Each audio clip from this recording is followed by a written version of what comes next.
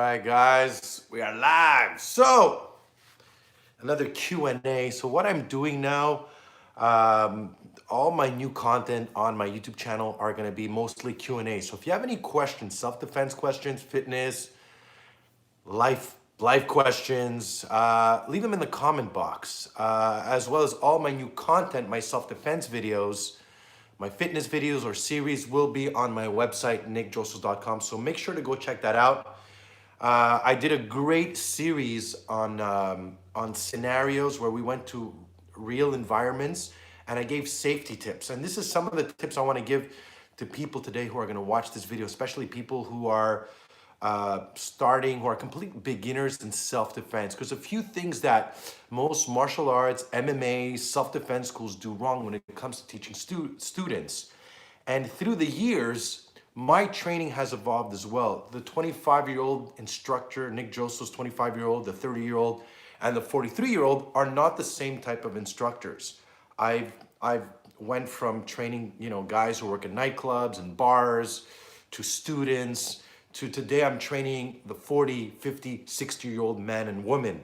And the 50, 60-year-old man and woman doesn't want to go in a cage and fight and do MMA to learn self-defense. So I've evolved my training and changed it to make it more adaptable to men, women, to everybody who basically wants to learn how to be more safe in their daily lives. And that doesn't necessarily always mean how to throw a good punch or how to throw a good strike. So what I focus on mostly when it comes to self-defense is everything that happens prior to the first strike. But before I get into this, guys, go visit my website, nickjoseph.com. I have a complete brand new hero program, self-defense tutorial. We're launching a kids program next week, as well as a membership site will be launched next week. So go sign up to my newsletter. We're gonna have a big promo coming up for all the people signing up. So go check that out, as well as I have my instructor course, Saturday, Sunday, April 11 and 12. It's a level 1 instructor course. Spaces are limited to 8 people, and there's 5 spaces left. So if you're interested, again, go check out my nickjoseph.com site. So here's some of the most important self-defense tips I can give a beginner.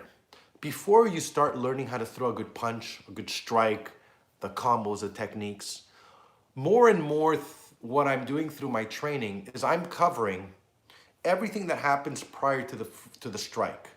So everything that happens prior to you being grabbed, choked, ambushed, sucker punch.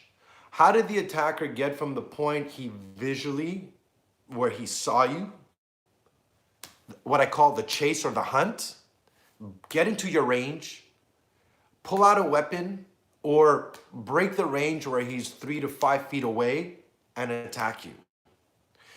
That part is often and mostly not taught in self-defense. Trust me, I've done many different self-defense systems, many martial arts.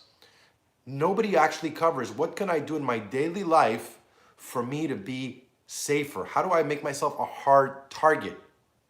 So here are some tips. The first thing is starting to look to work on your awareness. And a thing that you could do is, and I do this with, when I train somebody like Tom Stewart, who's 64, when I train a woman who's like 50 or 60, before I teach them how to throw that punch, is what do I do? As I map out their daily routine. Okay, so what does your day look like? You wake up, you go to your car. Okay, is it daylight or is it night? Early morning. Do you park in a parking lot or in front of your home? So I break down their daily life. Okay, you go to work, do you walk through a parking lot or do you take the elevator? So then once I kind of map out their daily life or daily routine, what I like to do is go through those and say, okay, where am I most vulnerable? How could I maximize my awareness? At what point do I go from code green to code yellow to code red? How do I make myself a hard target, and how am I able to maximize my environment offensively and defensively to actually be able to not get into a position where I'm being attacked? As well, where am I most vulnerable? So when you start mapping those ideas, you also start creating blueprints and escape plans, or you always have a sort of a sort of a plan of where you're the most vulnerable and how can you maximize to become less more vulnerable or be able to be proactive if something were to happen, and how can you work on the environment when it is to your favor, and how can you maximize that as well. So the awareness part is very important. Then we have the verbal, right? Understanding, how do I communicate with my attacker? What do I say? What don't I say? Do I look him in the eyes? Do I look away? Do I challenge him? Do I lower his guard? Do I raise his ego? There's a lot of psychology that's played in there as well. And the verbal is important because as you're talking, I'm not only talking to him because I want to open a conversation or there's a strategy. As I'm talking to him, I'm also looking at his awareness, his body language, his movement, my environment, my space. Do I have an improvised weapon? What's the nearest door? Do I have an escape plan? As I'm talking to him, my brain is working two things at the same time. Again, all this has happened before the first strike. Then you have the initial strike. Where are my hands? Where are they positioned? What angle am I taking? How am I moving? What space am I creating? So what you need to combine all those, and this is more and more what I'm focusing on my self-defense. And again, through my years of training and experience, through my years of training and experience, my training has evolved because I've also trained so many different people. And each system or each person that I train, especially when it's privately or what I have in my self-defense library, kind of changes a little bit because of the type of attacks. You know, a 20-year-old male will be attacked differently than a 40-year-old female, right? The concepts of fighting and strategies are more or less the same. The type of attacks might change, obviously do change. So I kind of lost my train of thought. So just to say in all that, prior to that first strike, there's a lot of moments where a lot of the fight starts the moment you make visual or intuitive contact, not the moment the person has grabbed you. So this is more what I focus on, and I kind of noticed this when I used to work in the club and I was standing at the door.